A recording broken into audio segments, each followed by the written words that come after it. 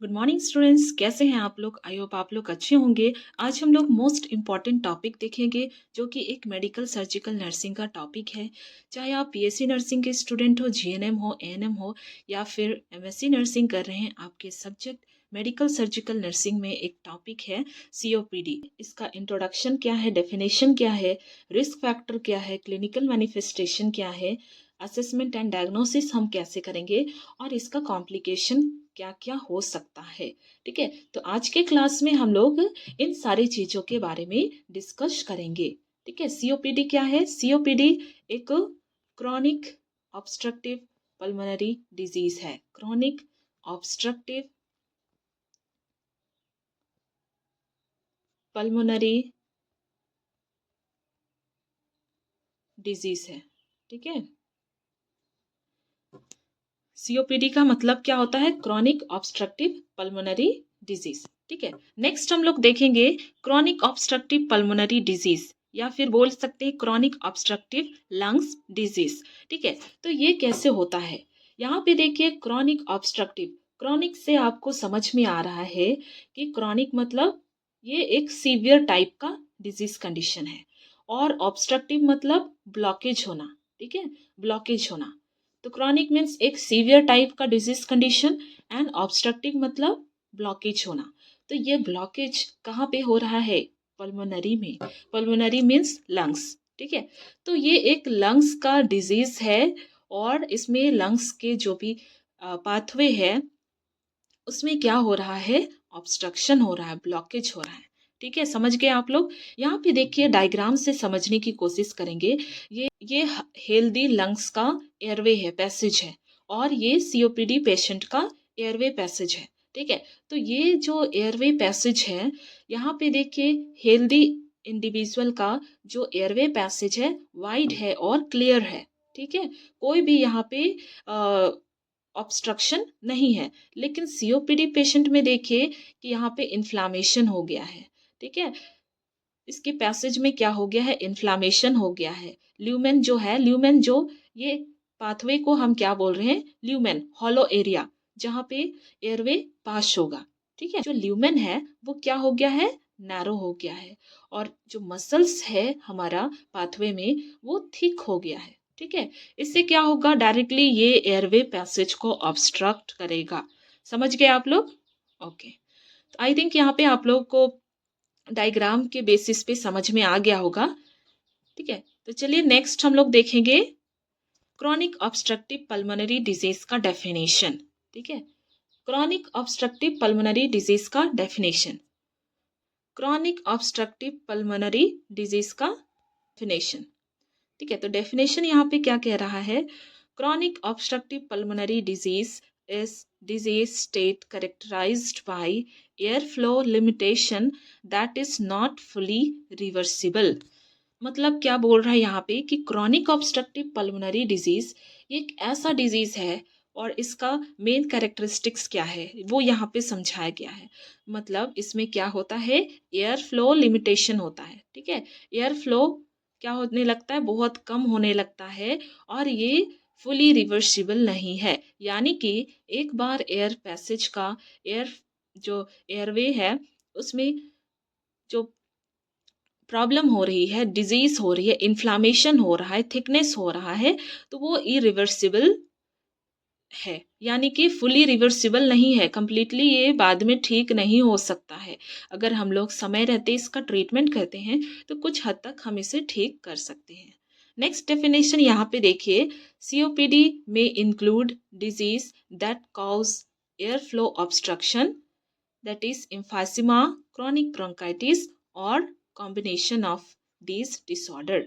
ठीक है, समझ गए आप लोग?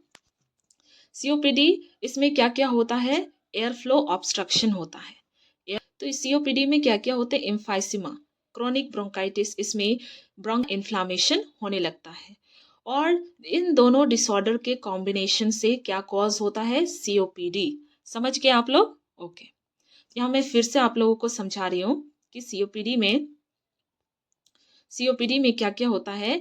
दो कंडीशन होते हैं, एम्फाइसिमा जिसमें लंग्स में, दूसरा क्रॉनिक ब्रोंकाइटिस। ठीक है, क्रॉनिक ब्रोंकाइटिस। क्रॉनिक ब्रोंकाइटिस के में क्या होता है, ब्रोंकस का इन्फ्लामेशन हो जाता है। एंड ये दोनों कंडीशन एम्फाइसीमा और क्रॉनिक ब्रोंकाइटिस मिलकर सीओपीडी को करते हैं। ठीक है, सीओपीडी को कॉज करते हैं। समझ गए आप लोग? ओके, नेक्स्ट हम लोग देखेंगे, यहाँ डायग्राम से समझने की कोशिश करेंगे कि नॉर्मल जो पेशेंट का एयरवे है वो कैसा होगा और सीओपीडी वाले पेशेंट का एयरवे कैसा होगा। तो यहाँ पे देखिए ये नॉर्मल पेशेंट का एयरवे है। ठीक है, तो यहाँ पे देखिए एयरवे है, ये नॉर्मल एयरवे जो कि स्मूथ मसल्स है यहाँ पे, और एयरवे जो एयर है पासेज बहुत ही स्मूथली हो रहा है। और ये हमारा एल्वियोलाई और ये एल्वियोलाई का वॉल, तो इसमें ये नॉर्मल है, कोई भी एयरवे ऑब्स्ट्रक्शन नहीं हो रहा है। लेकिन सीओपीडी में क्या हो रहा है, यहाँ पे एयरवे ऑब्स्ट्रक्शन देखने को मिल रहा है। नॉर्मल पेशेंट के एयरवे के कंपैरिजन में सीओपीडी के एयरवे को देखिए कंपेयर करके, तो सीओपीडी का जो एयरवे पैसेज है वो नैरो है, यहाँ पे एयर फ्लो ऑब्स्ट्रक्ट हो रहा है। और जो airway remodelling and fibrosis, smooth muscles क्या हो गया है, कॉन्ट्रैक्ट कर गया है। ठीक है, और इसके स्मूथ मसल्स के नीचे क्या हो जा रहे हैं, फाइब्रोसिस हो जा रहे हैं। ठीक है, समझ गए आप लोग? ओके, और यहाँ पे और एक चेंजेस देखने को मिल रहा है, जो एल्वियोलार वॉल है वो destruction and loss of elasticity. जो एल्वियोलार वॉल का जो इलास्टिसिटी था, ठीक है, इलास्टिसिटी मतलब अपने साइज को इंक्रीज और डिक्रीज कर रहा था एयर के प्रेशर से। ठीक है, जब कोई व्यक्ति ब्रीदिंग करता है तो जब एयर को एंटर करता है अपने नोज के थ्रू लंग्स में, तो क्या होता है, ये जो एल्वियोलाई है वो एक्सपैंड करता है। ठीक है, तो ये इसका नॉर्मल इलास्टिसिटी है। और जब एयर बाहर निकलता है, ठीक है, तो बाहर निकलना मतलब जब इनहेल किया तो ये जो है एल्वियोलर वो क्या हुआ, एक्सपैंड हुआ, और एक्सेल करते हैं तब ये जो एल्वियोलर है वो क्या करता है, कॉन्स्ट्रिक्ट होता है। ठीक है, तो ये इसका नॉर्मल इलास्टिसिटी है। तो वो यहाँ पे क्या होता है, धीरे धीरे लॉस होने लगता है। और यहाँ पे एल्वियोलाई का हाइपर इन्फ्लेशन होता है, यानी कि डायलेशन बहुत ही ज़्यादा इन्फ्लेट कर रहा है। ठीक है, तो आई होप यहाँ तक समझ में आ गया होगा आप लोगों को। ठीक है, तो यहाँ पे देखिए यहाँ पे क्या लिखा हुआ है, COPD includes chronic bronchitis and emphysema. ठीक है, सीओपीडी में क्या क्या होता है, ब्रोंकाइटिस और इम्फाइसीमा दोनों मिलकर सीओपीडी को कॉज करते हैं। यहाँ पे अस्थमा को सीओपीडी में कंसिडर नहीं किया जाता है क्योंकि ये रिवर्सिबल है, यानी कि अस्थमा अगर रिस्पिरेटरी ट्रैक्ट में कुछ चेंजेस लाते हैं तो वो रिवर्सिबल है, बाद में ठीक भी हो सकते हैं। लेकिन सीओपीडी का केस में ऐसा नहीं है। ब्रोंकाइटिस और इम्फाइसीमा जो कि सीओपीडी को कॉज कर रहे हैं, तो ये बहुत कम रिवर्सिबल होता है, यानी कि जो रिस्पिरेटरी ट्रैक्ट है वो अगर समय रहते हम ट्रीटमेंट करते हैं तो कम्प्लीटली ठीक हो सकता है। लेकिन ये सीवियर टाइप का डिजीज कंडीशन है, तो हम अगर ज़्यादा लेट करते हैं ट्रीटमेंट में तो ये कम्प्लीटली इरिवर्सिबल होगा, नहीं ठीक होगा। ठीक है, तो यहाँ पे देखिए क्रॉनिक ब्रोंकाइटिस और इम्फाइसीमा इसके मेन दो कारण है जिसके कारण सीओपीडी होता है। तो क्रॉनिक ब्रोंकाइटिस में क्या क्या होता है, इसमें लोअर रेस्पिरेटरी ट्रैक्ट का क्या होता है, इन्फ्लामेशन होता है। ठीक है, तो इन्फ्लामेशन होगा तो ये किस कैसे हो रहा है, इन्फेक्शन के कारण। बार बार इन्फेक्शन अगर होता है रेस्पिरेटरी ट्रैक्ट में, लोअर रेस्पिरेटरी ट्रैक्ट में, देन उसके कारण से क्या होगा, म्यूकस सिक्रीशन होगा, एक्सेसिव म्यूकस सिक्रीशन, कफ होगा, डिज्निया। ठीक है, डिज्निया means shortness of breath, breathing difficulty बहुत ज़्यादा होगा। ठीक है, शॉर्टनेस ऑफ ब्रीथ ये देखने को मिलेगा। इसे हम कहते हैं क्रॉनिक ब्रोंकाइटिस, और ये क्या करता है, सीओपीडी को कॉज करता है। नेक्स्ट है इम्फाइसीमा। इम्फाइसीमा ये एक कॉम्प्लेक्स लंग्स डिजीज है। इसमें क्या क्या देखने को मिलता है, इसमें गैस एक्सचेंजिंग सरफेसेस होते हैं जो हमारे एल्वियोलाई में होते हैं, गैस एक्सचेंज करते हैं। यहाँ पे देखिए gas exchange surfaces of the lungs, तो हमारा जो गैस एक्सचेंज का प्रोसेस होता है वो कहाँ होता है, एल्वियोलाई में। तो हमारा जो एल्वियोलाई है वो उसमें गैस एक्सचेंज का प्रोसेस हो रहा है। गैस एक्सचेंज में O2 हमारे लंग्स में रह जाते हैं और लंग्स से पूरे बॉडी में सप्लाई होते हैं O2। लेकिन CO2 क्या होते हैं, एक्सलेशन के थ्रू क्या होते हैं, हमारे बॉडी से बाहर निकल जाते हैं। तो ये जो गैस एक्सचेंज का प्रोसेस है O2 CO2 का, ये हमारा एल्वियोलाई में होता है। तो जो एल्वियोलाई के सरफेस है वो क्या होता है, एम्फाइसीमा में डैमेज होने लगते हैं।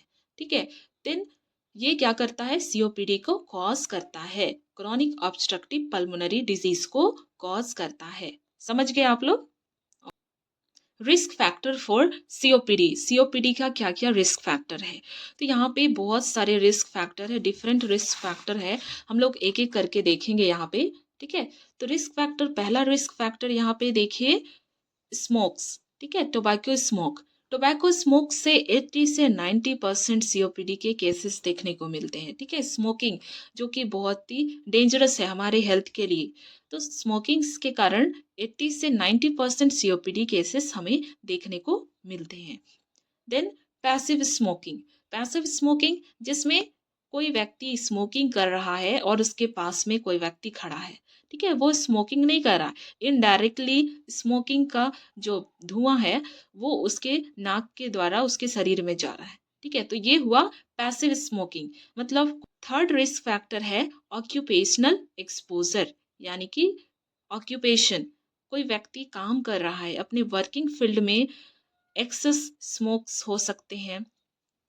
ठीक है, तो ऑक्यूपेशन के कारण इन्हें क्या हो रहा है, सीओपीडी होने के चांसेस है। नेक्स्ट है ambient air pollution. Ambient means outdoor air pollution, pollution बहुत ही ज़्यादा होने लगे हैं, फैक्ट्री है।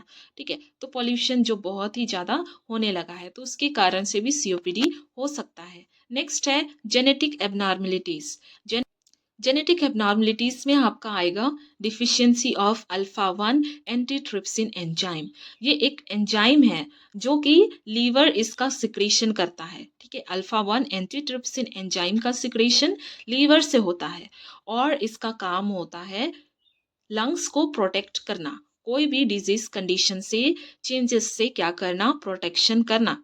तो अगर ये जेनेटिक एबनॉर्मलिटीज है, मीन्स बाय बर्थ आपका ये प्रॉब्लम्स है, तो आपका आपके बॉडी में एंजाइम अल्फा 1 एंटीट्रिप्सिन का प्रोडक्शन नहीं होगा, देन आपका लंग्स का प्रोटेक्शन भी अच्छे से नहीं हो पाएगा। नेक्स्ट हम लोग देखेंगे रिस्क फैक्टर, देख लिए हम लोग। नेक्स्ट देखेंगे clinical manifestation, means sign and symptom. तो यहाँ पे डिफरेंट साइन एंड सिम्टम्स हम देखने को मिलेंगे, एक एक करके देखेंगे हम लोग। फर्स्ट है कफ। ठीक है, बहुत ज़्यादा कफ होगा। Next sputum production. ठीक है, स्पुटम का प्रोडक्शन होगा। Next डिज्निया on exertion. ठीक है, डिज्निया मीन्स शॉर्टनेस ऑफ ब्रीथ। ठीक है, शॉर्टनेस ऑफ ब्रीथ देखने को मिलेगा। साथ ही साथ पेशेंट में क्या होगा, पेशेंट्स का जो एक्टिविटीज़ है इंटरफेयर होगा, यानी कि जो भी डेली एक्टिविटी पेशेंट कर रहा है उसमें चेंजेस देखने को मिलेगा। वो बहुत ही ज़्यादा वीक हो जाएगा, अपने डेली का एक्टिविटी नहीं कर पाएगा। वेट लॉस देखने को मिलेगा, क्योंकि यहाँ पे डिज्निया क्या कर रहा है, ईटिंग हैबिट को, ईटिंग को क्या कर रहा है, डिस्टर्ब कर रहा है। ठीक है, नेक्स्ट हम लोग देखेंगे असेसमेंट एंड डायग्नोसिस फाइंडिंग। ठीक है, किसी व्यक्ति को सीओपीडी है, हॉस्पिटल में आया है, वो व्यक्ति सीओपीडी का कंडीशन लेकर हॉस्पिटल में आया है, तो हम उसका कैसे असेसमेंट करेंगे, डायग्नोसिस करेंगे। फर्स्ट ऑफ ऑल हम क्या करेंगे, हिस्ट्री कलेक्शन। इसमें नर्स क्या करेगी, पेशेंट का हिस्ट्री लेगी। कोई भी आपका पहले अगर सीओपीडी का केसेस हुआ था, कब हुआ था, फैमिली में कोई मेंबर को सीओपीडी का केस है या नहीं। ठीक है, तो ये सब हम हिस्ट्री लेंगे। कब आप एक्सपोजर में आए, कितना दिन पहले, कब आपके साइन एंड सिम्टम देखने को मिला। ठीक है, तो ये सारा कुछ हम हिस्ट्री पेशेंट से लेंगे और ये सब एक नर्स क्या करेगी, हिस्ट्री लेंगी। नेक्स्ट हम लोग देखेंगे की factors to assess in the COPD patients health history. ठीक है, अब हम पेशेंट के हेल्थ हिस्ट्री से क्या क्या असेस कर सकते हैं। Exposure to risk factor. ठीक है, टाइप्स, इंटेंसिटी, ड्यूरेशन, मतलब पेशेंट किस टाइप के एक्सपोजर में आया। ठीक है, किस टाइप के एक्सपोजर में आया, कितना टाइम के लिए, कितना समय के लिए, तो वो हम इसे हिस्ट्री से फाइंड आउट करेंगे। पास्ट मेडिकल हिस्ट्री हम लेंगे पेशेंट का, इसमें कोई रिस्पिरेटरी डिजीज था या नहीं, पहले कोई प्रॉब्लम्स था या नहीं, जैसे कि asthma, allergy, sinusitis, nasal polyps, history of respiratory infection. मतलब पास्ट में पहले कभी पेशेंट को कोई रिस्पिरेटरी डिजीज कंडीशन या फिर प्रॉब्लम्स हुआ है या नहीं, उसको हम पेशेंट से पूछेंगे। नेक्स्ट है family history of COPD. Family में किसी को भी सीओपीडी हुआ है या फिर हुआ था, ठीक है, या फिर इस किसी प्रकार का क्रॉनिक रिस्पिरेटरी डिजीज, ठीक है, हुआ है, तो हम उसे भी पूछेंगे। नेक्स्ट है पैटर्न ऑफ सिम्टम्स डेवलपमेंट। ठीक है, जब ये सीओपीडी का केसेस आया तो ये आपको कैसे पता चला, ठीक है, क्या क्या सिम्टम्स, क्या क्या लक्षण है जो आपको देखने को मिला, कितने समय से देखने को मिल रहा है, तो ये सारा हम पेशेंट से पूछेंगे। नेक्स्ट है हिस्ट्री ऑफ एक्सरवेशन और previous hospitalisation for respiratory problem. Exacerbation मतलब sudden worsening condition of disease और सिम्टम्स। ठीक है, तो हम पेशेंट को पूछेंगे कि ये जो आपका प्रॉब्लम हो रहा है बॉडी में, रिस्पिरेटरी सिस्टम में, वो कब बहुत ख़राब कंडीशन हो गया, या फिर आपका सिम्टम्स कब से बहुत ही ज़्यादा देखने को मिल रहा है, या फिर उसका जो भी पहले आप हॉस्पिटल में दिखवाए या नहीं दिखवाए, क्या क्या रिस्पिरेटरी प्रॉब्लम्स हुआ, या फिर आप मेडिसिन ले रहे हैं पहले से, तो वो सारा हम पेशेंट को पूछेंगे। ठीक है, समझ में आ गया आप लोगों को? ठीक है, नेक्स्ट है प्रेजेंस ऑफ कोमॉर्बिडिटीज। ठीक है, प्रेजेंस ऑफ कोमॉर्बिडिटीज, इसे भी हम फाइंड आउट करेंगे। पेशेंट को पूछेंगे कि आपके बॉडी में और कोई क्रॉनिक डिजीज कंडीशन है या नहीं है, सीओपीडी के अलावा, या फिर कोई अदर डिजीज कंडीशन। ठीक है, तो कोमॉर्बिडिटीज का मतलब होता है कि पेशेंट में एक ही समय पे दो या दो से अधिक डिजीज कंडीशन का प्रेजेंट होना। और ये कैसा disease condition? Chronic disease condition. ठीक है, क्रॉनिक डिजीज कंडीशन का प्रेजेंट होना पेशेंट के बॉडी में। ठीक है, तो हम पूछेंगे पेशेंट को, जैसे कि हाइपरटेंशन, डायबिटीज, ये सब डिजीज कंडीशन पेशेंट में एक दो या दो से अधिक प्रेजेंट हो, तो वो हम पेशेंट को पूछेंगे। नेक्स्ट है appropriateness of current medical treatment. ठीक है, हम उसे पूछेंगे कि आप क्या क्या ट्रीटमेंट ले रहे हैं, आप अभी किसी को, कोई डॉक्टर को आपने इस डिजीज कंडीशन के बारे में दिखवाया है, या कुछ करंट मेडिकल ट्रीटमेंट ले रहे हैं, तो हम उसे पूछेंगे। Next, impact of the disease on quality of life. ठीक है, तो उसके बॉडी में क्या क्या चेंजेस हो रहे हैं इस डिजीज के कारण, तो वो हम फाइंड आउट करेंगे। Available social and family support for patient, देखेंगे कि पेशेंट के फैमिली में कौन मेंबर हैं, कितने मेंबर हैं जो पेशेंट को सपोर्ट करें या नहीं कर रहे हैं, क्योंकि फैमिली थेरेपी, फैमिली सपोर्ट बहुत ही ज़्यादा ज़रूरी होता है पेशेंट के ट्रीटमेंट के लिए। नेक्स्ट है potential for reducing risk factor. ठीक है, तो पेशेंट खुद से इनिशिएटिव ले रहा है या नहीं, जैसे कि हमने पेशेंट को बताया स्मोकिंग सिजेशन करना पड़ेगा, क्योंकि स्मोकिंग की वजह से सीओपीडी होने के चांसेस है, और आपका सीओपीडी स्मोकिंग के कारण हुआ है, तो वो स्मोकिंग को सीज करने के लिए रेडी है या नहीं, ये सब हम फाइंड आउट करेंगे। ओके, नेक्स्ट है पल्मोनरी फंक्शन स्टडीज। ठीक है, पेशेंट को के डायग्नोसिस के लिए हम क्या करेंगे? पल्मोनरी फंक्शन स्टडी, पल्मोनरी के फंक्शन को हम स्टडी करेंगे। तो इससे क्या होगा? हम सीओपीडी को कंफर्म कर सकते हैं, ये हेल्प करेगा हमें सीओपीडी को कंफर्म करने के लिए। तो ये एक तरह से कंफर्मेटरी टेस्ट हम बोल सकते हैं, पल्मोनरी फंक्शन स्टडीज जो सीओपीडी का कंफर्मेटरी टेस्ट है। ठीक है, इसमें हमें सीओपीडी के सिवियरिटी और डिजीज का प्रोग्रेशन वो हमको इजीली फाइंड आउट होगा। नेक्स्ट है स्पायरोमेट्री। स्पायरोमेट्री ये एक तरह का डिवाइस है जिसके थ्रू हम पेशेंट के एयर फ्लो को फाइंड आउट कर सकते हैं। एयर फ्लो का ऑब्स्ट्रक्शन है या फिर एयर फ्लो क्लियर है, उसका हम फाइंड आउट कर सकते हैं। नेक्स्ट है arterial blood gas. Arterial blood gas, इसमें हम आर्ट्रियल ब्लड लेंगे एंड उसमें गैसेस यानी कि O2 और CO2 की मात्रा को हम चेक करेंगे। इससे हमें पता चलेगा कि गैस एक्सचेंज सही तरीके से बॉडी में हो रहा है या नहीं। ठीक है, नेक्स्ट है चेस्ट एक्सरे। अब हम क्या कर सकते हैं? डायग्नोसिस के लिए चेस्ट एक्सरे कर सकते हैं। चेस्ट एक्सरे करने से हमें फाइंड आउट होगा कि लंग्स में क्या क्या प्रॉब्लम्स है, कोई ऑब्स्ट्रक्शन, एक्यूमुलेशन फ्लूइड का या फिर कोई डैमेज, वो सब हम चेस्ट एक्सरे से इजिली फाइंड आउट कर सकते हैं। नेक्स्ट है अल्फा 1 एंटीट्रिप्सिन डिफिशियंसी स्क्रीनिंग। इसमें हम क्या कर सकते हैं, पेशेंट के बॉडी में अल्फा 1 एंटीट्रिप्सिन का जो लेवल है वो चेक करेंगे। ठीक है, तो ये मोस्टली अंडर एज 45 मतलब 45 साल से नीचे के लोगों को किया जाता है। ठीक है, और वैसे लोगों को जिनका फैमिली हिस्ट्री हो, स्ट्रॉन्ग फैमिली हिस्ट्री हो, सीओपीडी की, फैमिली में बहुत सारे मेंबर को देखने को मिल रहा है। ठीक है, सीओपीडी, तो वैसे लोगों को के लिए हम अल्फा 1 एंटीट्रिप्सिन डिफिशियंसी टेस्ट करेंगे। ठीक है,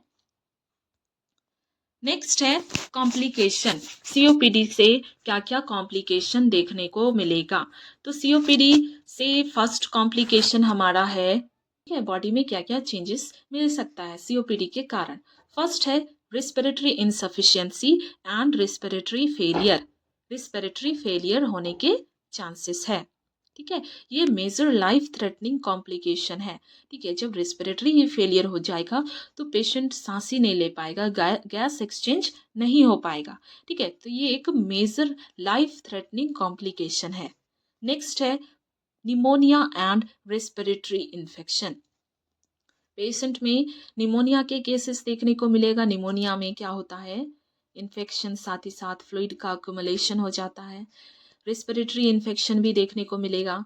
next right sided heart failure. ठीक है, राइट साइड का जो हार्ट है, ब्लड का हाइपर वॉल्यूम होने के कारण क्या हो सकता है, राइट साइडेड हार्ट फेलियर हो सकता है। पल्मोनरी हाइपरटेंशन देखने को मिलेगा, यानी कि पल्मोनरी लंग्स में जो ब्लड का फ्लो है वो क्या होगा, ब्लड का एक्यूमुलेशन ज़्यादा हो सकता है। देन इसे हम क्या करेंगे, पल्मोनरी हाइपरटेंशन। ठीक है, प्रेशर ज़्यादा होगा।